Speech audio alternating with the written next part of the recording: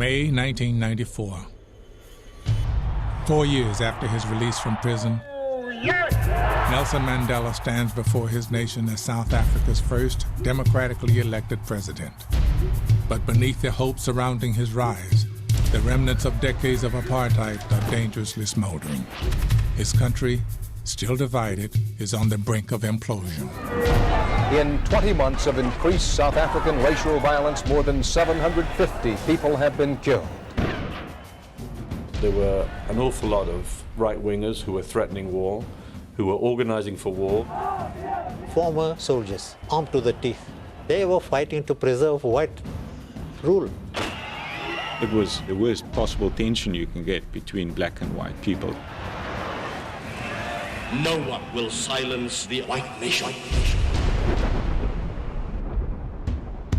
As the violence intensified, Mandela rallied international support to bring the 1995 Rugby World Cup to South Africa, determined to use the world stage to unite his nation. But he was taking a risk because rugby and the South African national team, the Springboks, had long been associated with the very worst of the country's history. In South Africa, rugby was the white man's game.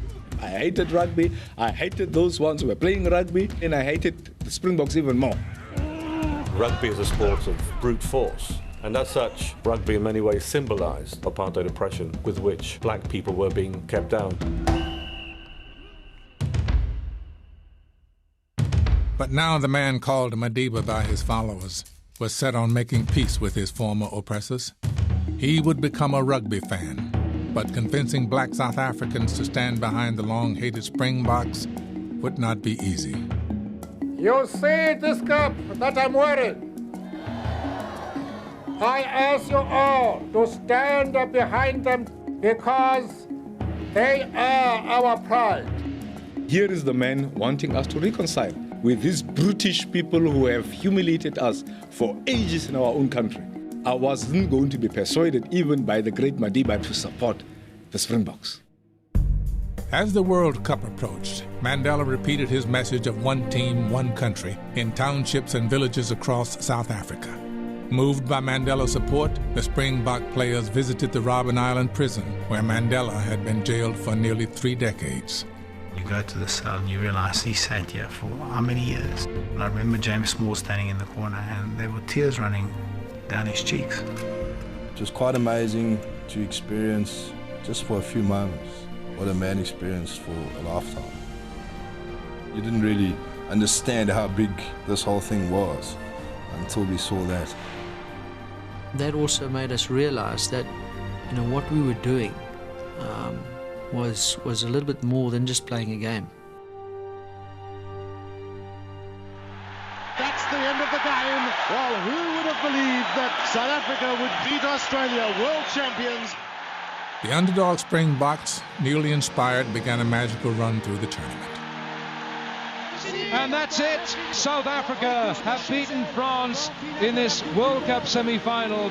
But as the team advanced, something even more improbable happened. Black South Africans started to stand behind the national team. We started realizing that, you know what, this is our country, this is our brothers, we all have to be behind them. People understood that we're a fledgling democracy, we're on show together. Please show the world that we're doing all right. One team, one country. That was Mandela's vision. And on the morning of the final game, blacks and whites alike were swept up into a shared frenzy of excitement. As Mandela drove to Ellis Park Stadium, he saw firsthand what just weeks ago had been unimaginable. We had a lot of white people driving past us, hooting and fists out of and normally you'd have the fists out of anger, but these were fists of jubilation. On all the lights, on all the freeways, you had these enormous flags. Everywhere was just the World Cup, the World Cup. Beneath the stadium, the Springboks prepared, knowing they would never play a more important game. Moments before they took the field, the silent tension in the locker room was broken. The door opened, and in walked Nelson Mandela. Nobody knew they was coming to visit us. He walks in, and he's beaming. Here's the #1 citizen of our country, a black man. wearing a Springbok jersey. Never in our wildest dreams did we ever expect him to wear Springbok on his heart. It was a very, very strong motivator in terms of where we were going and what we had to achieve. We now down to the big game, and the two great rivals of New Zealand and South Africa out in the middle at Ellis Park. Tied 12-12 after regulation, the match remains one of the epic finals in rugby history.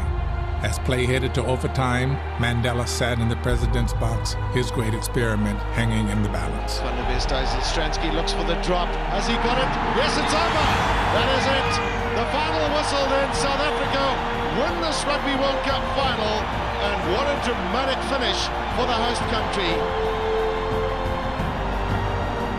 I don't think I've ever seen so many grown men on the rugby field crying.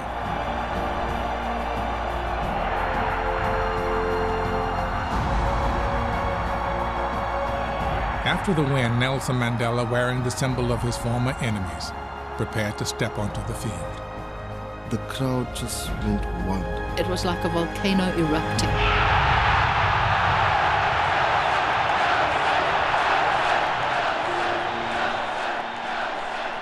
I'm trying to understand what the chant is. And I realized that these white South African people were chanting their president's name. This is Nelson. Nelson, Nelson. Nelson, Nelson. Nelson, Nelson. It was one voice. I never thought that we would hear that at a rugby stadium. At the time, I think it was just fantastic. We didn't know what hit us. I mean, it was just the most phenomenal. It was really quite incredible. The image of a joyous Mandela celebrating with the national team was mirrored in every corner of the once broken country. South Africans at last were rejoicing as one. Then we had 65,000 South Africans here today. Tremendous support. David, we didn't have 60,000 South Africans. We had 43 million South Africans.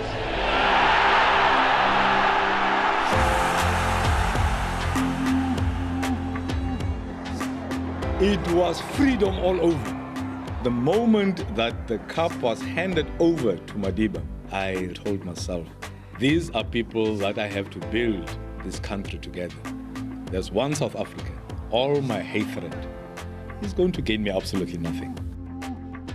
Madiba took my hand and he shook it and he said, "Thank you very much for what you've done for South Africa." I said, "Madiba, you got it wrong. Thank you for what you've done for South Africa."